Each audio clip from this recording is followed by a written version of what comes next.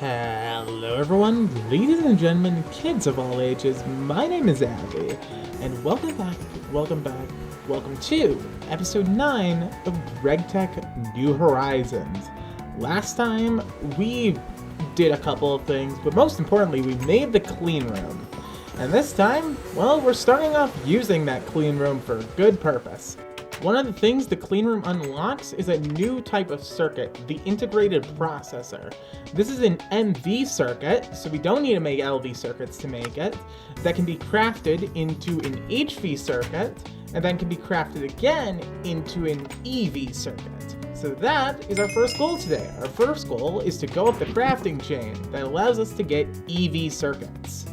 The intermediate components for the new circuits, the processor assembly and the workstation, respectively, aren't terribly difficult to get either. We have the coils, which we hadn't made before, but, well, we can make them now. And the EV circuit takes blue alloy bolts, which is slightly annoying to make since we don't have electrochain, but you can make that in a mixer, so it's not really a large deal. Since we have the clean room, we might as well get some better output. Phosphorus doped wafers can be used to get effectively double output for integrated logic circuits, RAM, and multiple other wafer components. And, well, they need a clean room to run, so that's what we're doing there. And after the crafting, here are our first EV circuits, the workstations. Pretty quick for getting them.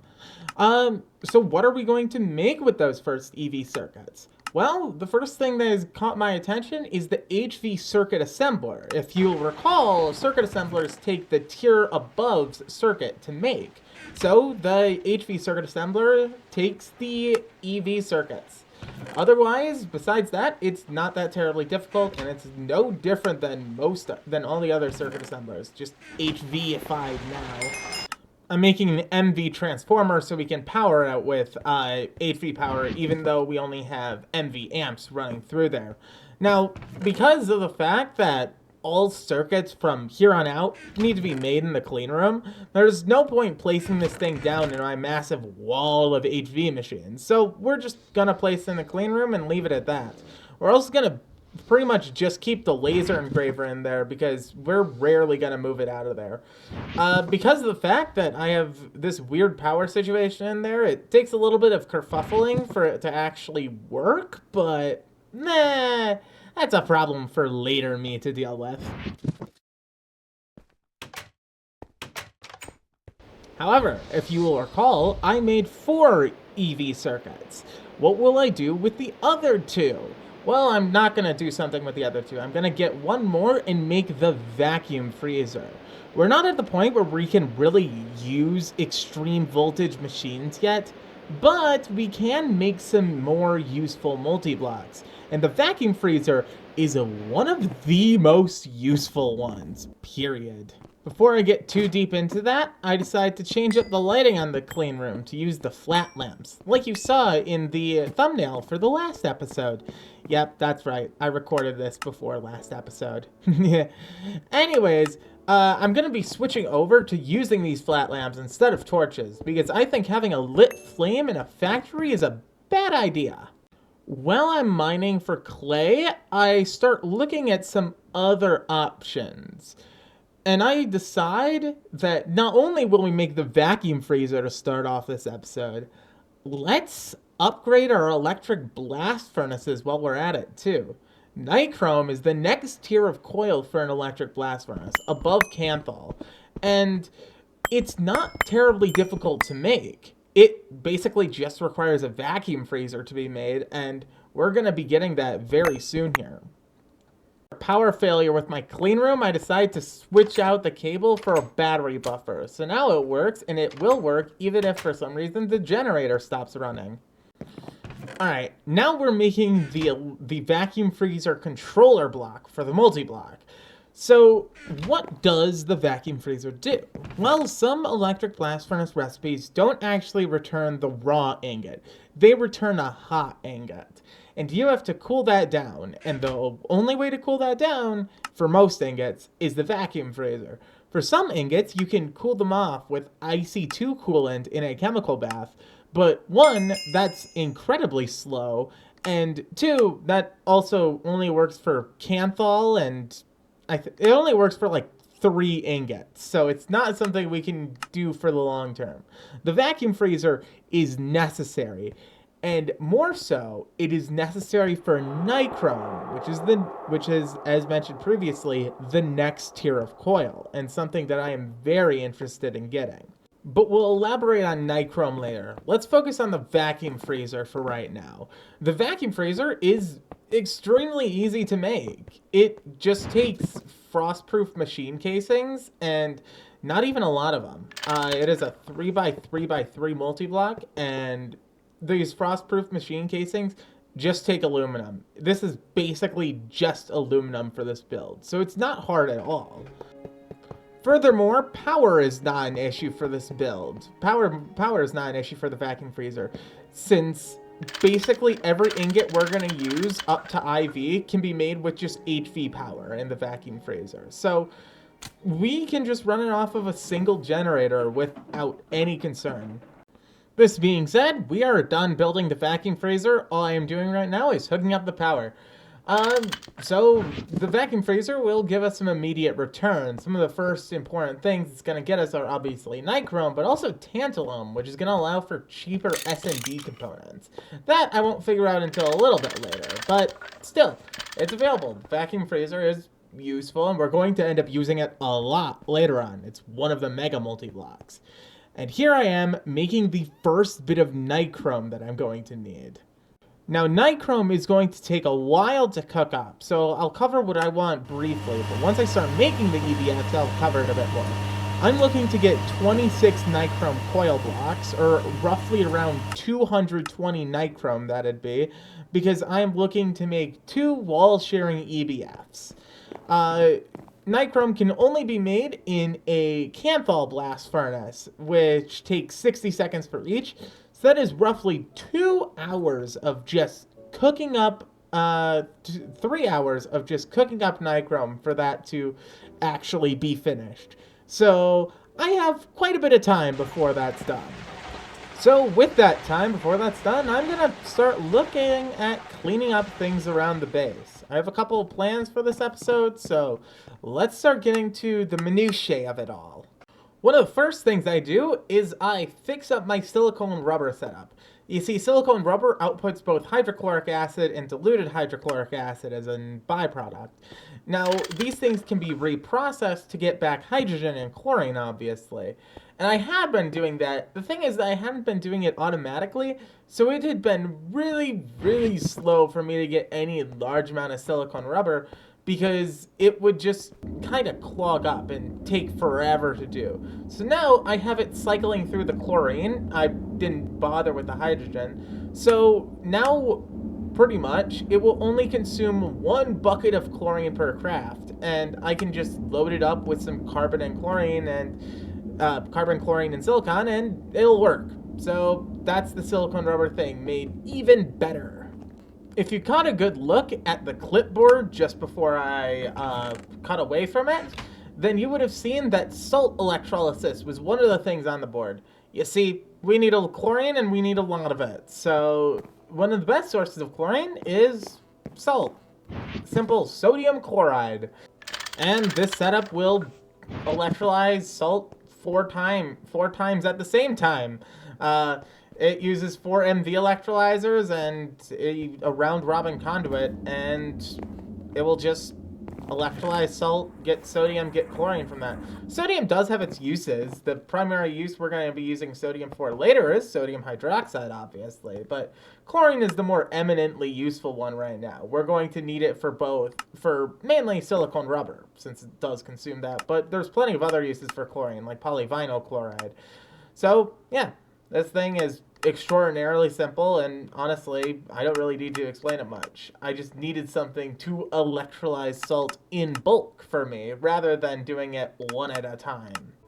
After setting the whole thing up, I decide to encase it within a wall. I still can't actually cover up the conduits because I don't have a painting machine, but once I get the painting machine, you bet your buddy that those things will be covered up. By this point, I had also finished up smelting up all the nichrome in the electric blast furnace, so I started making all of the wires out of it. I'll need single wires, and it is going to take a while for that. Also, here's the first salt going through the electrolysis array. As you can see, it's extremely easy, and it's also fairly fast. The fluid actually does get limited because these NRIO fluid conduits are such ass, but it's not really a concern as long as I'm getting chlorine. As the nichrome wires had finished wiring out, it is time to make the nichrome coil blocks. So, again, I want 26 of these, and they actually take molten kanthal to form, but with vacuum freezer, molten kanthal is cheap. Alright, so why nichrome? Why do we want to improve our coils to nichrome? Why not turn that copper nickel furnace into another kanthal one? Well, very simply, it's because nichrome has a higher heat capacity. And also, I will probably be upgrading both of the furnaces to nichrome eventually, so it's better to do them right now and wall share them while I can. So what nichrome brings to the table is it brings a higher heat capacity, which allows recipes to perfectly overclock. So for one thing, I get access to more recipes, where some recipes require nichrome coils to actually happen, but also recipes that could be made in earlier furnaces are going to be able to run 4 times faster at 4 times the power cost, effectively making them just run 4 times faster for us, which is insanely good. Perfect overclocking is one of the things we want, and it's one of the things that, well, nichrome will be the best at to get. Additionally, wall sharing them will allow me to make it a lot cheaper. You see, I have that copper nickel and kanthal furnace, but I really wasn't using the copper nickel one because it was just less efficient for me to use it. It would just take more hassle to do it, and couldn't even make a lot of the recipes I was looking for. So while it was nice, it didn't do a lot for me. Now, I'm going to have 2 furnaces right next to each other, and they're basically going to be the same furnace. So, yeah, I'm going to use this one a lot more because it is a lot more useful. It is basically just always going to be 2 times faster for me to use this. This is to say that upgrading our furnaces from kanthal to 2 nichrome furnaces is a very necessary, very useful upgrade. It has turned stainless steel from a recipe that takes 60 seconds to craft to a recipe that takes 15 seconds. Anyways, while I've been yapping about, I've been making up the electric blast furnace, and the nichrome coils had just finished crafting. I decided to also get rid of the battery buffer on one of the furnaces because I'm going to be running both of them off of 4 amps of HV, so it's really not necessary. I fill in the nichrome coils, and turns out you actually can't share a fluid hatch, but you can share a maintenance hatch, which is weird. So it actually doesn't form at first. I also, because I got rid of the kanthal coils in the original electric blast furnace, now can upgrade this thing to kanthal, which means it can smelt 16 items at once. So that's good. After faffing around with the blast furnaces a little more, there we go. We have 2 shiny new nichrome coiled electric blast furnaces, which are, I mean, it's a pretty big upgrade from 1 kanthal, 1 copper nickel. And to do it, let's test out it making 2 stacks of stainless steel. Yes, 2 stacks of it. This would take a long ass time. In fact, the original quest for stainless steel just asked us to get 1 stack. And these, they're gonna get us 2 stacks in, what, 16 minutes? Yeah, that's a lot better than what we were getting before. I can also make the better LV circuit now, so I make a couple of microprocessors while I'm at it. They're very cheap. So, we have EV circuits, we have our new shiny EVFs. What's the plan for the rest of the episode? A bunch of miscellaneous things. I have on my checklist that I want to, quote-unquote, start bees and start crops. And I really didn't know where I was going with that. So, I started bees and started crops, and just kind of went from there. So, I guess I should kind of explain my reasoning here, because suddenly veering off to IC2 crops and forestry bees seems like a bit of a weird idea. So while I'm making some apiaries and some carpenters and whatever, let's explain it. So forestry bees and isu crops are required in the pack. They're not required a lot, and there's a lot of things that end up streamlining it, but they are required at some point. I have done IC2 crop breeding before, but I had not done forestry bees before. It is something that I am fairly novice to.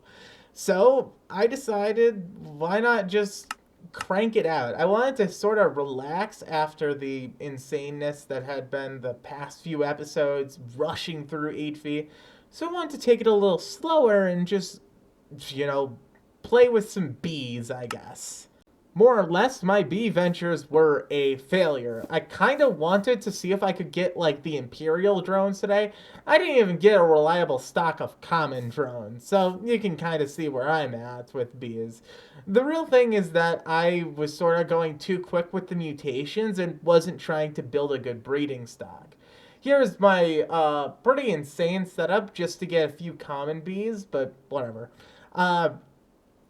Yeah, so I am going to obviously show some of the beasts that they end up doing. I even get a little bit into binnies. But fair warning here, I am bad with bees, and I was bad with bees in the moment, and I was bad with bees at, like, now. Anyways, I did get my common bees here, so nice, I guess. For eventual bee and future crop breeding efforts, I decide I'm going to need a second floor to my base. And I realize I built the second floor too high, so I need to build it a little bit lower. So, yeah, I'm just going to build the second floor to it. Same 4x3 chunk area as the first floor. Nothing too special about it. I'm not going to even time-lapse the thing. It was just a fairly boring endeavor with nothing too special to it. I get sidetracked and decide, why not make the nano armor? The nano armor is really cheap. These carbon fibers are the main component of it, and I can get them in spades at the moment. So why not make it? Nano armor is better than my current set of armor, and also it doesn't have durability. It just has power. So the first part of it is making these carbon parts, which is the really easy part. The slightly harder part is getting the sensor lens for the goggles, since that takes EV circuits, but we have EV circuits, so it's not any more difficult. So it's just expensive more than anything. However, after making the night vision helmet, you can just make the rest of it, and the rest of it isn't even that expensive. The helmet is honestly the most expensive part, because the rest of it just takes energy crystal and some energetic alloy, and those are things that we can get in spades at the moment. They charge in HV machines, and I've been considering making a turbo battery charger for it, but, well, new shiny set of armor, I guess. And also hazmat protection with it. The best part about it, for me personally, is the fact that I don't need to worry about durability on it. Though it is actually less armor points than my amethyst armor. But it's fun. Also, the boots provide fall damage resistance. That's cool.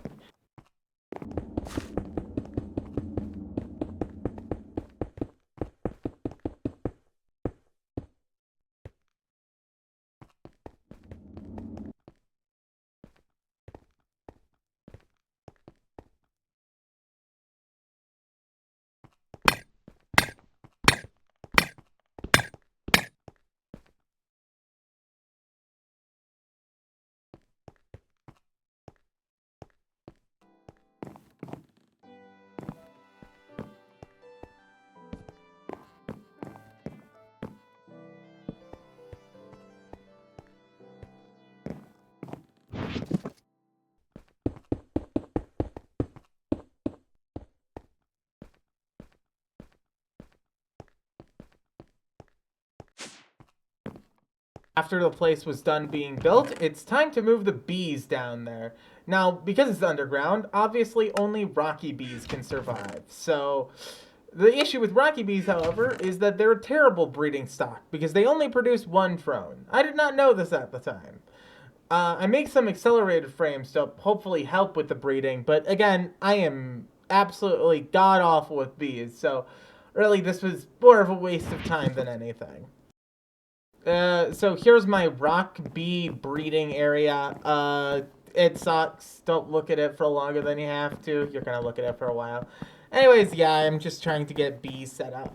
And I guess get a good breeding stock of rock drones, but I really did not know what I was doing in the slightest. So, I guess experimentation is key? Something like that. Let's move to something that I end up being a little bit better at. So here I'm working on making the portable scanner, which I'm going to be using for IC2 croppage. So IC2 crops, you can get a lot of very useful crops with it. The thing about IC2 crops is that it's more random than forestry bee breeding, so that's nice. Anyways, the portable scanner is fairly useful because it allows us to scan crops and get basically all the information about them immediately. And here we have our little crop array. I have a bunch of reed, I'm going to have a bunch of potatoes and carrots, and I'm just going to see what happens. Just wait and see what the hell comes out of it while I'm breeding bees. It's not too complicated, and it's not going to return a lot that's super useful, but whatever boons we get, we get. And one of the first crossbreeds we end up getting is red mushroom, which is not useful. So that's unfortunate. Maybe we'll get some better ones later down the line, that's for sure. To expedite crop breeding, I make a world accelerator, an MV one at that. This thing takes 3 amps of MV power and it will speed things up 4 times. So maybe that'll prove useful if I get a useful crop, something I'm looking for. The main crop that you're looking for if you're doing IC2 crop breeding is stickweed. But I get spider nip before then, which is, it drops cobweb, which is kind of interesting, though not strictly useful.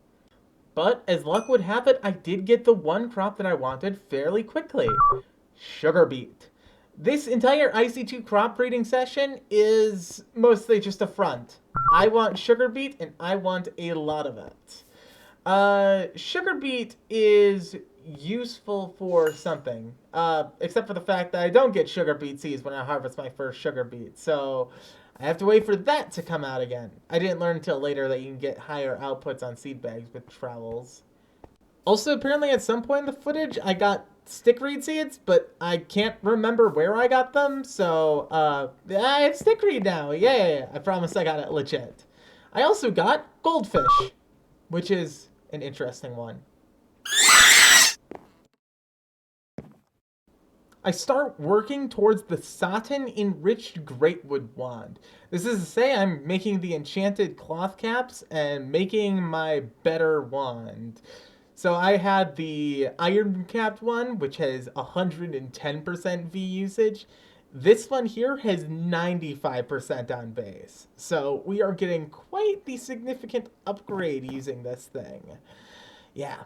It's a good grab, and it's something that we're going to probably use for a decent bit of time.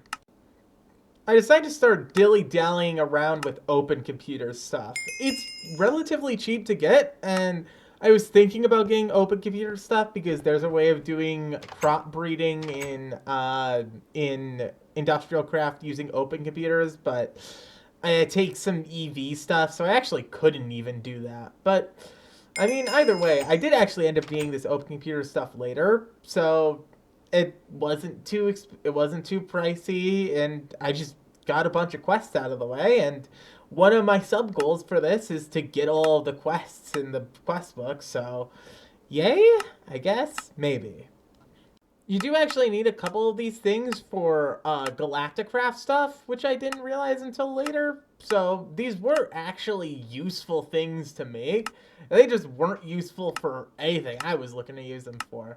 Plus, the IC2 crop breeding thing that you can do with it is a whole lot of expensive bullshit. So, yeah, that's quite a ways away. Speaking of things I don't really end up using, Binny's Genetics. Binny's Genetics is actually a good mod, is the thing. I just don't end up using it much because, well, I'm clueless to bees, and I'm even more clueless to genetics. But from what I do know, Binny's Genetics, while not being as advanced as particularist dentistry, is still a fairly useful mod, and when I do get more like firmly into bee breeding, which I'll probably be doing secondhand compared to every other episode, and I might just do updates on each episode as to what the bee breeding is, I'll probably be using a bit of binnies in order for me to push the process along. Because really what I wanted a cave-dwelling species of diurnal bees. Also, at this point, I started focusing specifically on breeding out sugar beet. The main appeal of Binny's genetics is that you're able to effectively extract certain random traits from bees and then implant them onto other ones. The key thing that differs Binny's from Gendistry is that Binny's is random. You don't get to choose which traits get extracted from a bee. So in that way, it's a little bit worse, which is why it's unlocked at 8V rather than IV, which is when Gendistry is unlocked, and you need a quad base for Gendistry, so that's fun. Anyways, with these things, I can make a pretty simple bee setup, but I don't really use them for much. I make a bit of enzyme, and that's about all I end up doing with it. For that, I get the extractor, which helps me make, I think, the sugar I wanted for the enzyme. Either way, it's not something that I even end up using too much. I get to the point where I have the isolator and a bit of liquid DNA, but I don't use it for anything. I end up kind of focusing out of bees at that point. Though it's good infrastructure to have when I do need to get to bees. The main program is that you turn growth medium into bacteria, which you then turn into enzyme. And those enzymes are how you extract the genetic information off of the bees and extract the liquid DNA. I end up getting to the point where I have enzyme, and that's about where I stop. So it's just a side project that I decided to embark on, much like open computers, because I was a little bit aimless while I was waiting for sugar beet to breed. And I am still waiting for sugar beet to breed. So I should explain, what is the sugar plan? So sugar is used for a few things. It's used for a few things in my book. So sugar can be electrolyzed into a lot of oxygen. So it is a very useful source of oxygen, especially later on once we get the multi-block electrolyzer, because sure, water is effective at getting oxygen, but when we start needing hundreds of thousands of buckets of it, it's not going to work. And here I am getting bacteria and other things. But, all right, so sugar beets. Another thing that sugar is useful for is sugar is used to make a gelled toluene.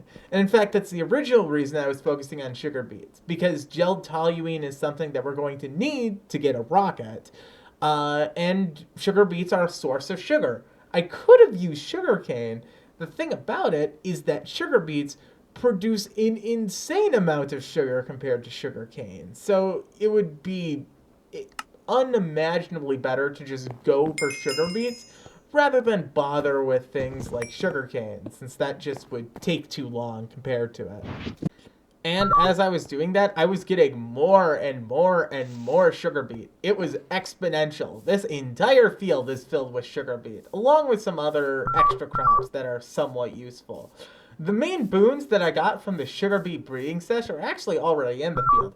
I got corpse plant and tear stalks. Tear stalks especially were ones that I really liked. The issue is that I don't have a good crop breeding setup, a crop level maxing setup. So it's not really that useful. Also, I got cultivated bees. And that's where my bee trip ends. But I have cultivated ones now, so that's nice.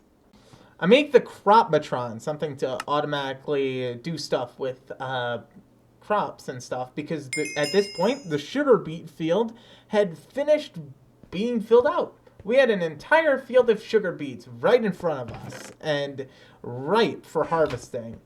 And I made a sense for this, but this is a absolutely ridiculous amount of sugar to get from it. It gets about 8 stacks per harvest because each single sugar beet is 8 sugar. So yeah, it is a very effective way of getting sugar, that is for sure.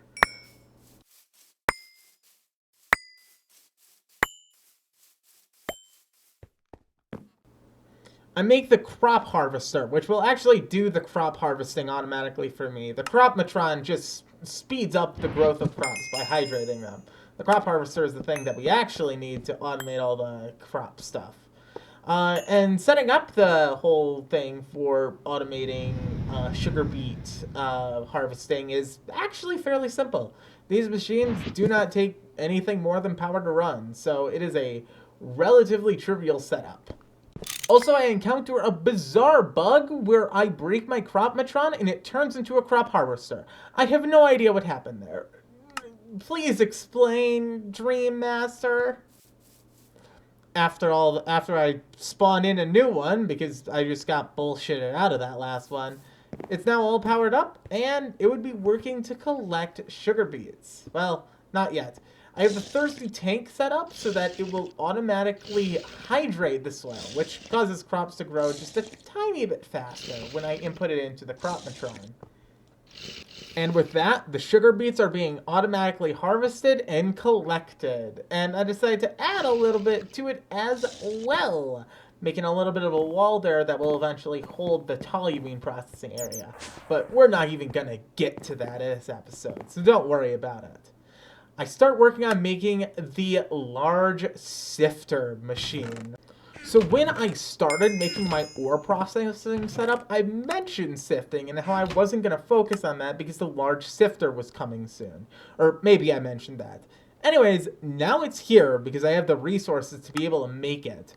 The large sifter is something that is pretty expensive to craft. It takes a lot of iron, that's for sure. But altogether, it allows you to sift up to 12 items at the same time. Or we're going to be making a sifter that will sift 12 items in parallel. So it's faster than any of my other machines that I have. So all of my setups for ore processing, this sifter is faster than any of them on its own. The use of a sifter is for gem-based ores. So our ore doubling process only really works for metals, things like iron or copper or tin. But for things like ruby or diamond or emerald, things we want the gems of, it doesn't really work for that since it gives us the dust. And we could autoclave the dust, but God, who wants to use an autoclave? Fuck that. So instead, the sifter allows us to sift the purified stuff, the ones after running it through the ore washing plant, into some of the gems. Even some of the exquisite gems as well. And it gives a pretty high output on those. So this thing is cheap. It's relatively cheap, actually. It wasn't too bad to craft. And it also literally only needs 1 amp of HV power, and it's going to be perfectly fine for a long time.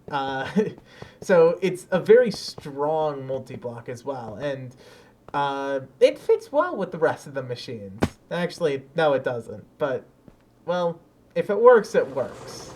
And it works really well. From just 2 stacks of diamond ore, we are going to get, I believe it's 3 exquisite diamonds we end up getting from it. Just from 2 stacks of the purified diamond ore, which is pretty good output, all things considered. Lots of diamonds, lots of diamond dust, got in fairly quickly as well.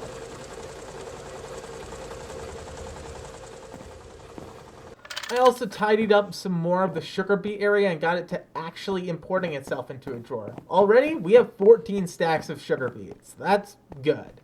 It's going to be good for next episode. Moving on, we are going to set up polytetrafluoroethylene, or more correctly, we're going to set up tetrafluoroethylene. And more correctly than that, we're going to set up a chemical reactor to turn fluorine and carbon into tetrafluoroethylene. So the way I'd been making tetrafluoroethylene before, or polytetrafluoroethylene, which takes tetrafluoroethylene, is I've been just manually crafting it. And that worked, but I want a new and better way of doing it, much like with silicone rubber.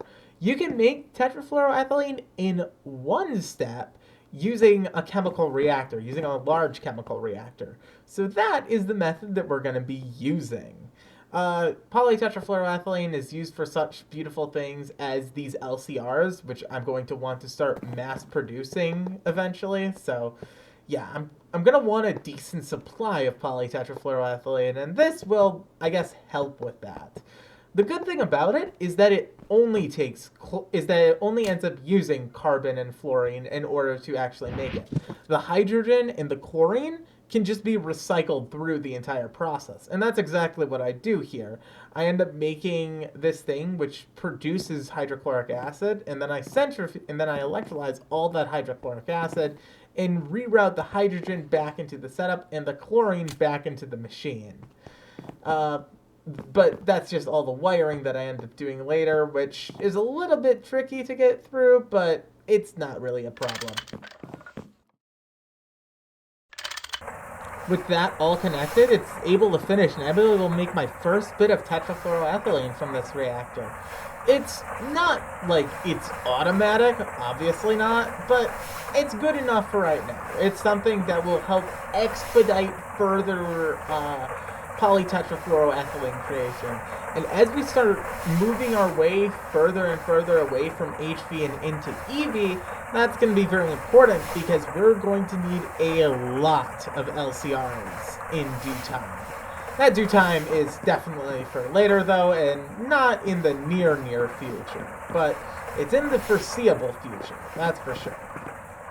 And as for any good structure in our base, it must be covered in stone and wood as well. It's actually just stalled and running here because it takes a while to electrolyze all the hydrochloric acid for it, but it works. It works, and that's the really important part. It's an effective way that I just load it with carbon and fluorine, and it will get me some tetrafluoroethylene, which I can then polymerize later. So it's actually very useful and very effective. And to round things out for this episode, we're doing the small work of upgrading our multi-smelter to run off of HV power rather than MV. So this causes processing times to be cut in half from 12 seconds to 6 seconds. Which means that compared to how it was running at the start of this episode, the multi-smelter is now running 4 times faster, which is pretty good. It's smelting 16 items at once in 6 seconds rather than 8 items at once in 12 seconds. So, very good. And the multi-smelter only gets better. So, yeah. And that will actually be it for this episode. There's nothing too flashy that we made. We upgraded the electric blast furnaces and we got the vacuum freezer. So that's some pretty important things. And the large sifter is handy. But nothing too impressive, nothing too flashy, nothing too spectacular was made. And nothing that really changed the entire course of progression from here on out. We just made some upgrades to the base. And we gotta do that sometimes. Sometimes you can't just keep going further and further into the pack. You gotta take a step back and play with some bees, play with some plants, and just relax for a moment. And that's what we did, and that's what is done. Of course, that relaxation can't come for long. Because in fact, that sugar beet setup was not made just for fun, just because I have a sweet tooth. No. There were big plans in the future of the Gregtech New Horizons world. But those plans are going to be saved for next time.